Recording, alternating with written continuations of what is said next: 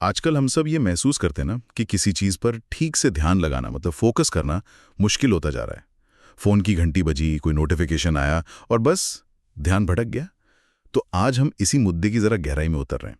हमारे पास योहान हारी की किताब है stolen focus, why you can't pay attention. उसके कुछ जरूरी हिस्से हैं।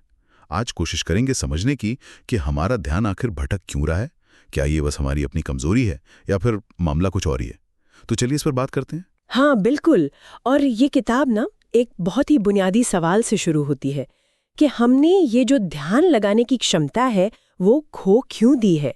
इसके पीछे असल वजहें क्या हैं और सबसे ज़रूरी, क्या इसे वापस पाया भी जा सकता है। और पता है सबसे दिलचस्प बात क्या है? हारी कहते हैं कि हम इस बारे में जो सोचते आए हैं ना, वो शायद पूरी तरह सही नहीं है। हाँ, और यहीं पर हारी का जो मुख्य तर्क है वो सामने आता है। वो कहते हैं कि फोकस ना कर पाना ये हमारी कोई पर्सनल फेलियर मतलब निजी नाकामी नहीं है, सही। बल्कि कुछ ताकतवर बाहरी चीजें हैं, बाहरी ताकतें हैं जिन्होंने हमारा ध्यान हमसे चुरा लिया है। ये सिर्फ मेरे आपके साथ नहीं है, हम सबके साथ हुआ है, वो ऐसा कह रहे हैं। उन्होंने इस पर, जैसा आपने कहा, 3 साल लगाए रिसर्च की। जी। दुनिया भर के जो बड़े बड़े एक्सपर्ट्स हैं अटेंशन पे, उनसे मिले, बात की। यहां से बात वाकई पेचीदा और दिलचस्प हो जाती है। बिल्कुल। ये चुराए गए ध्यान का जो आइडिया है ना, ये बहुत जरूरी है। किताब बताती है कि हेरी ने ऐसी कोई 12 गहरी वजह पहचानी है। 12? अच्छा। हाँ 12, जिन्होंने धीरे धीरे करके हमारी ध्यान देने की जो ताकत है उसे कम कर दिया है या छीन लिया है। तो ये सिर्फ हमारी इच्छा शक्ति का सवाल नहीं रह जाता, ये एक बड़ा एक बाहरी मुद्दा है। जैसे एक वजह तो है टेक्नोलॉजी का डिजाइन ही, जिस तरह से ये एप्स और वेबसाइट्स वगैरह बनाई जाती हैं। हाँ। कि हम उन पर टिके रहें, उलझे रहें, या फिर जिस रफ्तार से हमें इंफॉर्मेशन मिलती है हर तरफ से, हाँ, वो तो है। वो भी हमारे दिमाग पर एक तरह का बोझ डालती है। अच्छा, मतलब ये सिर्फ फोन बंद कर देने से हल नहीं होगा। ये तो उससे कहीं ज्यादा बड़ी बात लग रही है। किताब में कुछ उदाहरण भी दिए हैं क्या उनकी इस रिसर्च जर्नी से जुड़े? हाँ, कई उदाहरण हैं। जैसे सिलिकॉन वैली के ही कुछ लोग जो खुद ये टेक्नोलॉजी बनाते थे। अच्छा। और अब वो खुद इसके असर से परेशान हैं और इस बारे में खुलकर बोल रहे हैं। फिर रियो की एक फवेला मतलब एक गरीब बस्ती का जिक्र है, जहाँ लोगों का ध्यान बिल्कुल जैसे गायब सा हो गया था और उसके पीछे सामाजिक और आर्थिक कारण थे। और वो न्यूजीलैंड वाला ऑफिस का किस्सा भी है शायद। उन्होंने क्या किया था, कुछ अलग? हाँ, न्यूजीलैंड वाला उदाहरण तो कमाल का है।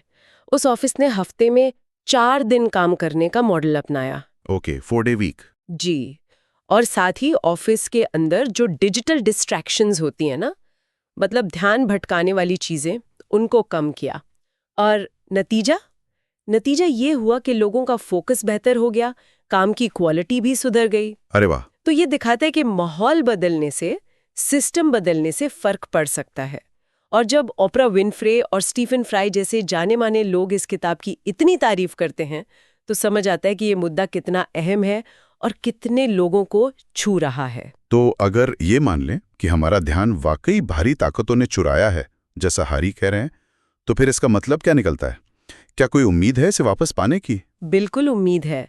हारी का पॉजिटिव नजरिया यही है कि अगर ध्यान चुराया गया है तो इसे वापस भी पाया जा सकता है। अच्छा। लेकिन, और ये लेकिन जरूरी है, इसके लिए सिर्फ अकेले कोशिश करना शायद काफी नहीं होगा।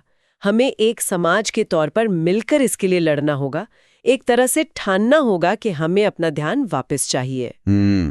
एक लड़ाई। हाँ, और ये एक जरूरी सवाल खड़ा करता है कि ये लड़ाई असल में दिखेगी कैसी।